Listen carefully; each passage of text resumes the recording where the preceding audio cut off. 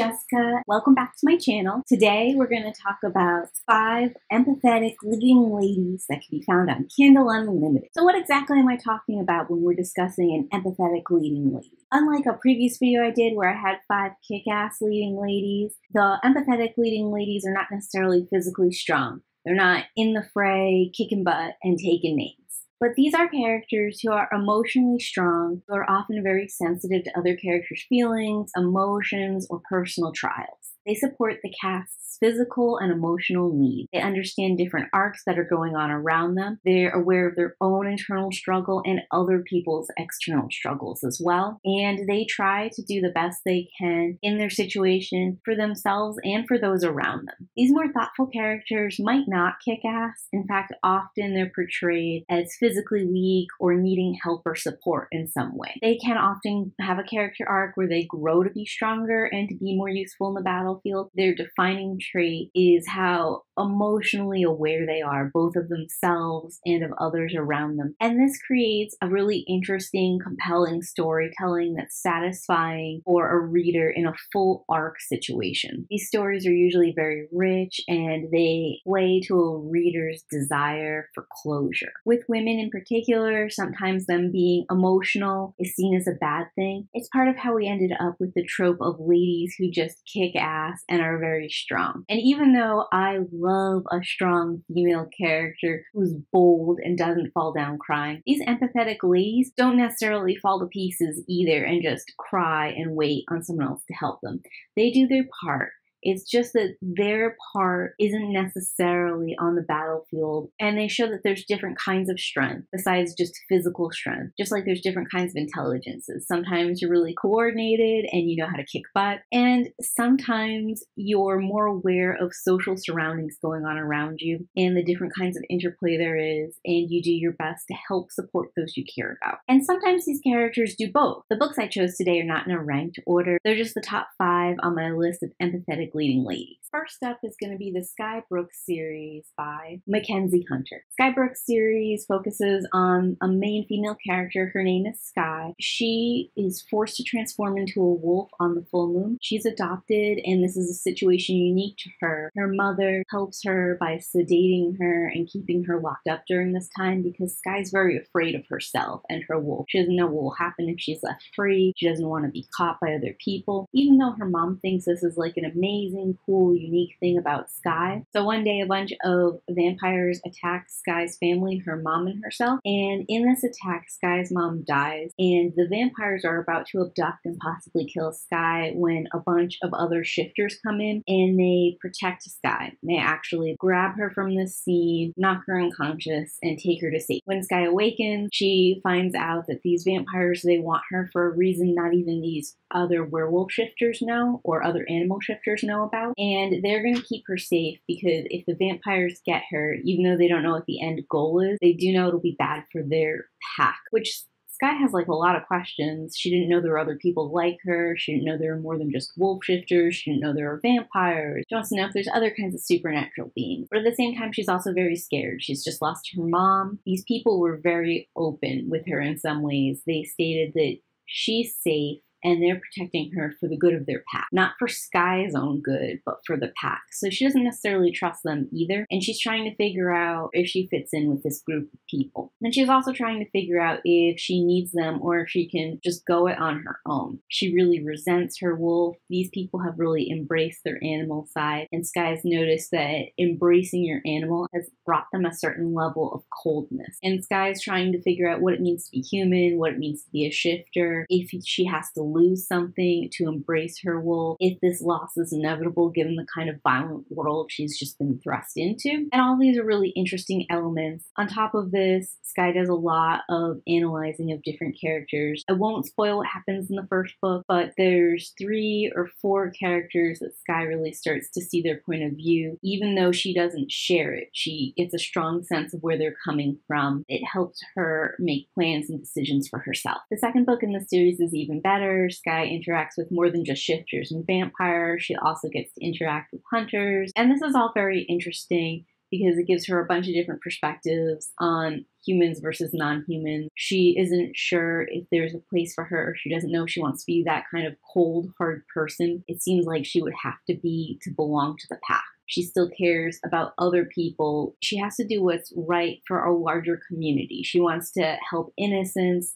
She wants to protect people, not because they belong to her in-group, but because those people need protecting. And to me, that's the main definition of an empathetic character, someone who can see an innocent stranger and want to take care of them, even though they don't know almost anything about them. The series, as it goes on, Skye starts to lose some of her empathetic edge. She never completely embraces the werewolf pack shifter life. She never becomes completely cold. She just starts to let some of her empathy become more limited to people that she cares about. You would think that it would just be this one shifter pack against the vampires, or this one shifter pack against another shifter pack. But it turns out there's like individuals in the one pack that Skye is attached to, and individuals in this pack, and people over here in the vampire world. And they're just like little pieces here and there. And they're all part of Skye's group. But even though they're part of Skye's group and Skye wants to take care of them, this one and this one are fighting. So she has to figure out how to navigate being part of this larger group,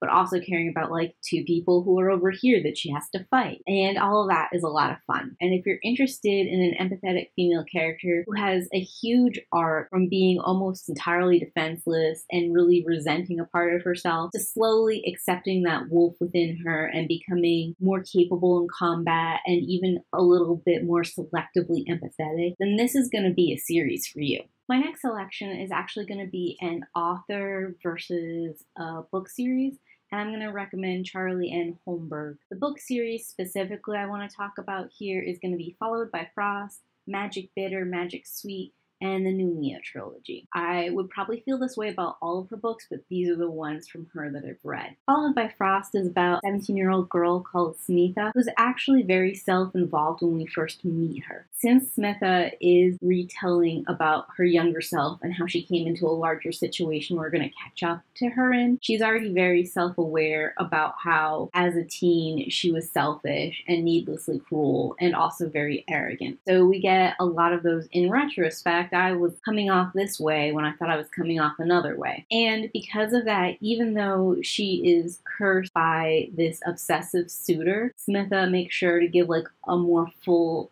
understanding of the situation, where she talks about how in some points she had led this person on because she thought that there was an advantage to it. She thought she could get out of work, or she liked the attention, or sometimes she just thought it was funny that she could do it.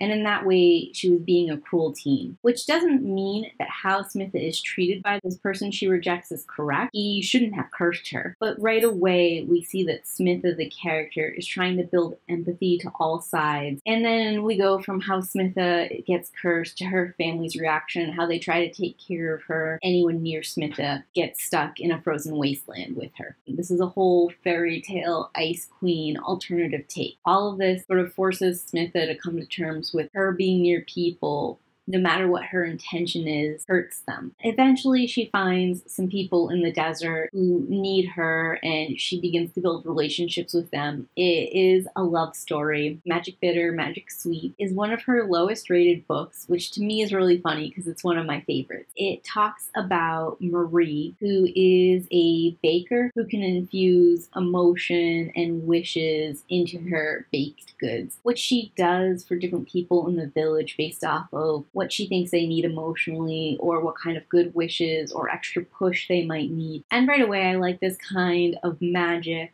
I like this sort of empathy, read body language, listen to other people's stories, and try to help them in their journey. So I guess I connected right away with Marie. The village is attacked and people are killed and or enslaved. And Marie gets enslaved to this guy, Almas. This ghostly figure, Flynn, keeps showing up. Almas is treating her badly. Flynn knows her, and Marie has memory loss, but he won't explain how he knows her. It's a whole thing where she's trying to figure out these mysteries about herself. She's trying to get free from Almas. Almas. She's trying to understand Almas because he's very cruel to her, but he's also just like a confusing dude who acts very oddly. Marie can't really get a good read on him. She wants to know more, and she feels like her and Almas are connected somehow, and she doesn't know how. This is one of those reads that's really thoughtful, where in some ways the character Marie feels almost removed from what's going on, even though she shares her own pain and her own trials. She also seems very able to read Almas and to understand where he's coming from and to give some kind of compassion and empathy for him, even though he's a tormentor and a captor for her. And she also is able to step back and really look at Flynn, who again is holding information back from her, information that she desperately needs, and also seems to be holding back his ability to help her. Like, he seems to be able to help her and isn't, for reasons she doesn't understand. All of this comes to Marie learning more about herself, learning how all three of them are connected, and trying to have to figure out what she can do to make the situation right and to sort of heal everyone involved. So it's a really emotional tale. It's really interesting, and it's a larger overarching tale as well because it has a bunch of fairy tale fantasy elements. It has a bunch of like creation elements involved as well. It is a slow burn, and it is more philosophy based. So if you're looking for like that action adventure, you're not going to find it here. The Numina trilogy, which I actually talked about in my 5 Kindle Unlimited Gods and Demons story. The only thing that I would add here, the main female character herself is very understanding. She relates to a lot of people. She's very connected to the other vessels that have demons summoned into them, so she cares about them a lot. She's very aware of their emotional state. She also is very attached to a brother that she hasn't seen in a long time. The one guy she runs into who ends up helping her and becoming a love interest, she's very emotionally attached to him. She has strong connections and feelings with her family and what it means to be family, which gets challenged later in the book, but is very interesting. She also has like a strong, deep faith, emotional connection to her religion, which is different than other religions here in our world. Seeing her struggle in her faith and her emotion is just a lot of different empathetic scenarios. And even though she can turn into this really cool demon that is often the solution to a fighting scenario, and she has her own ability. She's a very good shot, so she can snipe people as well. Around these action pieces is a strong emotional pull and draw. And I just think that Charlie N. Holmberg really knows how to create characters that have full emotional arcs, that are very aware of themselves and others around them. Next on my list is going to be the Tree of Ages series by Sara C. Roethle. Part of what's great about this series is that it's really an ensemble cast. We start by meeting Flynn, and she was a tree for several thousand years and one day just becomes human again. And at first she's really overwhelmed by this. She doesn't know how to handle it. Apparently your mental emotional state while you're a tree is very different than when you're human. And she has no memories of her past self. She didn't even know that she was human before she was a tree. And a kindly wizard helps her. At this point in time, her only goal is to become a tree again. And this wizard agrees to help her go on a quest to figure out how she can turn back into a tree. There is magic in the world, but we're in a medieval world that's kind of forgotten magic, or where magic is fading. And there are other kinds of magical creatures in this world too, but they're sort of like, they're known about, but they're rare. So people will be like, oh yeah, that's a traveler or whatever, and the traveler is who he is. But seeing him is rare, and seeing him is so rare that some people even like consider it an honor to meet. So we're in a world that knows that magic exists and that like fae and fairy characters exist and weird things sometimes happen, but it's kind of a thing that used to happen a lot in the past, and there's some vestiges of it left, but it's really not very common anymore, which is an interesting world to be in. The other thing that's interesting is, even though it's a medieval world, it doesn't seem to hold back women, and I can't remember any specific references to whether or not there were people of color. As Finn continues to journey, she often has intuitions and insights about different people they meet. She feels connected and pulled to different people, and she's able to see what's going on with them beneath the surface. It's not really empathy in the way that the other series have been. It's more like an intuition and an understanding that she knows and is sort of trying to get that person to reveal. And Finn understands that other people have different motivations than her, and she's able to track them and follow them. She's able to make good guesses and jumps in logic, like, I know I want this thing, and I know they don't understand why I want to be a tree again, but they want X, Y, and Z thing for me, or they're using me to get thing W over here. I'm trying to give some information without giving away too much of the plot here, because Tree of Ages is a really fun story, and Finn is very much the emotional core of this story for a long time. We start to branch out, we become more involved in different characters, and some of the characters are more emotionally aware than others, but they all sort of revolve around the idea that Finn is important to them and that they want to help Finn, or that they feel connected to her in some way, or that she's going to help them achieve their goals in some way. So this is really an interesting circle around her. She gathers a whole bunch of different eclectic people. They make allies, they usually win, they form bonds and relationships, they reveal things about themselves that have been buried for years. It's all really interesting, and it's built around a story that still has lots of action and fighting. And as Finn learns more about herself and more about the world around her, she also starts to become more powerful, and she's more able to stand up for herself instead of hiding behind other stronger protectors. And sometimes she stands with those protectors, and sometimes she even is able to hold them back and protect them for once. So it's really an enjoyable journey. 7 books, I believe. Tree of Ages series, though, for you on Kindle Unlimited, and definitely features a lot of emotional tension and great character arcs. And the last book is going to be the Fae and the Fallen series by Brittni Chenelle. I know I've already talked about this book a lot this past couple of weeks. It made it into my February Black Author Readathon vlog, and it also is in the 8 books that I would recommend for the first quarter of 2021.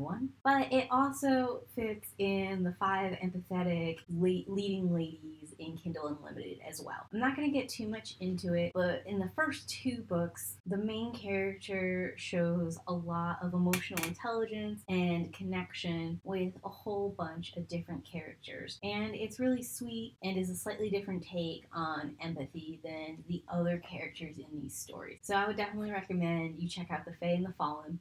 It's a young adult urban fantasy story, and the leading lady there is very sweet. And she's always seeking to see the best in others and seeking to see their perspective. Even when it looks like someone is guilty or has done something terrible, she's looking for a reason to believe in them, or to believe that they're still on her side. So that's going to be my 5 empathetic leading ladies found on Kindle Unlimited. I hope you all enjoy these book suggestions. If you liked this video, please go ahead and leave a thumbs up. And if you like more recommendations and suggestions like this, I actually have a Kindle Unlimited playlist, and I also do workshopped it on Kindle Unlimited books as well, if you're looking for a deconstruction of something that you've read. And if you're looking for a specific genre or a specific idea within a sci-fi fantasy universe, I have a ton of playlists that are more intensely themed as well. So if you're looking for young adult, if you're looking for new adult, urban fantasy, paranormal romance, I've got a playlist for you,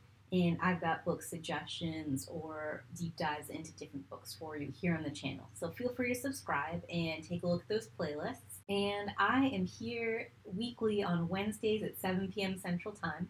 I hope you'll join me for the next video, and thanks for watching. Bye!